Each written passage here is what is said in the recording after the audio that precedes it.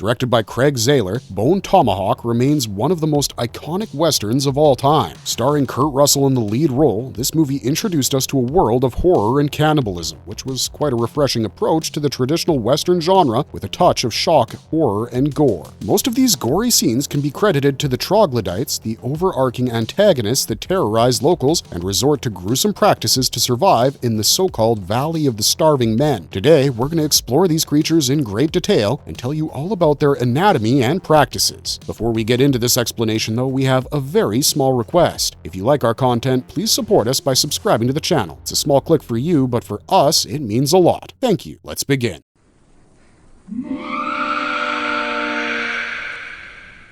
How did these cannibals even come to be? The Troglodytes are said to have existed for several generations or even centuries, and they had managed to make enemies with the Native American tribes that inhabited the areas around them. Their name originated from Greek words such as trogl and dian, which combined to mean people living in caves in prehistoric times. This was quite an accurate description of the Troglodytes, as they had restricted themselves to the caves in the Valley of the Starving Men. Over the years, their tribe suffered a huge period of famine, which eventually left them with no option but to resort to cannibalism. While they were just monstrous tribes at the start, they soon gained a notorious reputation for their cannibalistic nature and were soon shunned and feared by other tribes. The Troglodytes were led by Wolfskull, who was also known as the Monster, and he encouraged his tribe to feed on humans, rape their wives, and procreate in order to create more cannibals and strengthen their population.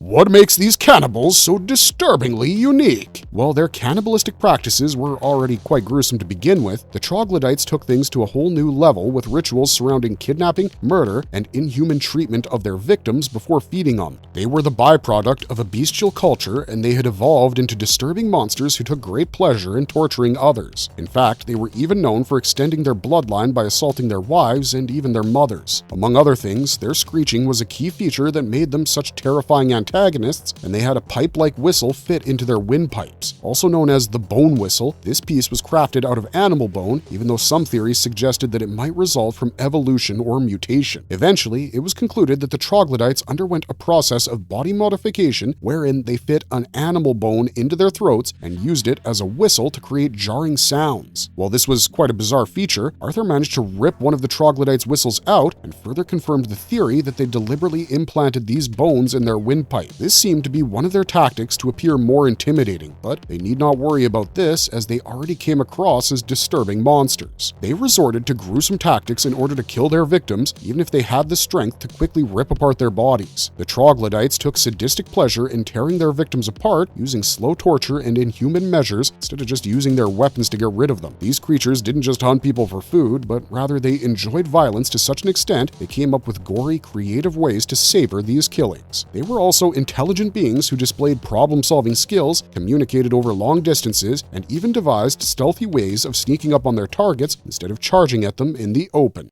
Are the Troglodytes shown to have sensory abilities exceeding normal human limits? Since the Troglodytes are evasive creatures who barely make any appearances, it's difficult to conclude whether they have enhanced senses. However, there are several instances where they have showcased excellent vision while hunting their prey in the dark, and we can certainly conclude that they have some enhanced sensory abilities. They can pick up on the smallest of cues and change their strategies accordingly, and they were excellent hunters who had developed a keen sense of awareness about their immediate surroundings, if nothing else. Does anything in their appearance or behavior suggest an enhanced healing capability? There's no doubt that the Troglodytes were bulky, towering monsters who could not be easily injured by regular humans. However, there was nothing in their appearances or behavior that suggested an enhanced healing capability, and they could be easily injured by their opponents. In one such instance, Hunt managed to injure the Troglodytes' leader, Wolfskull, by picking up a tomahawk and smashing it into his foot. This caused Wolfskull to stumble backwards in pain, and Hunter even used this opportunity to strike him in the neck while he was down. In one swift motion, Hunter managed to snap his neck and behead him, which just goes to show that these entities didn't have any regenerative healing factor or enhanced healing abilities and were actually quite vulnerable to modern weapons.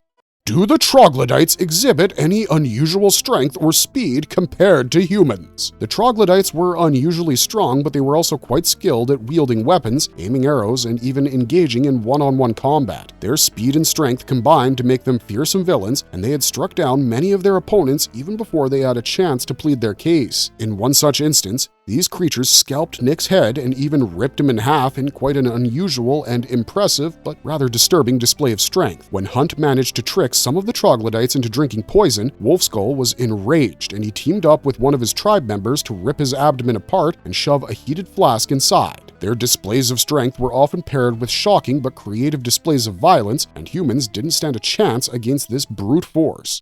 Do the troglodytes burn in the sunlight, or is that just our imagination? Troglodytes typically had gray skin that gave them a pale, orc-like appearance and a tendency to confine themselves within their caves. While this suggests that they might be averse to handling sunlight, there are no confirmed theories about it, and we can just conclude that they might have a sensitivity to sunlight.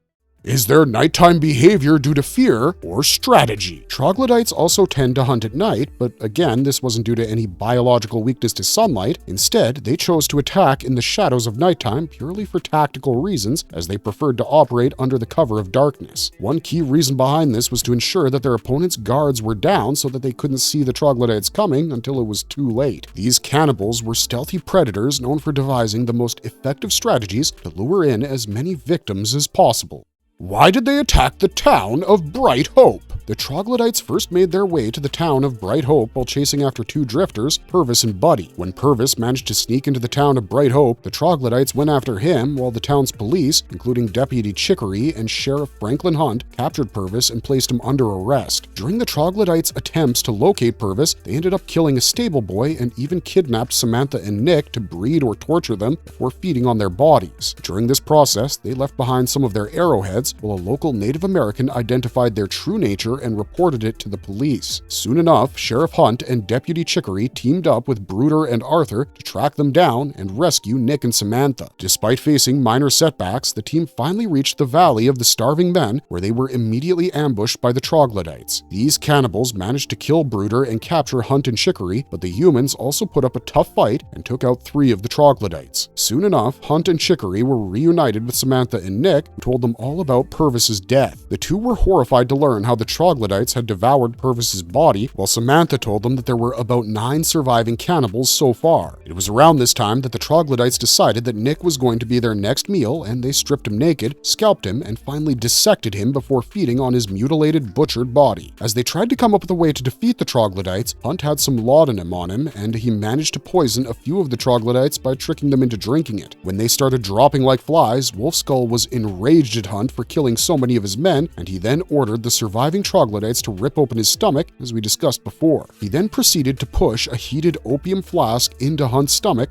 before pointing his rifle at him. In the meantime, Arthur managed to sneak away and kill 2 troglodytes before ripping out the whistle from one of their throats and using it to lure more cannibals his way. He killed 1 more before stumbling upon the rest as they were torturing Hunt, who fought back and even beheaded Wolfskull with one of their bone tomahawks. While Arthur freed Chicory and Samantha, Hunt was gravely injured and in no position to make it back alive. He decided to stay back and sacrifice himself for the sake of Bright Hope's residents, and even promised to get rid of every last cannibal.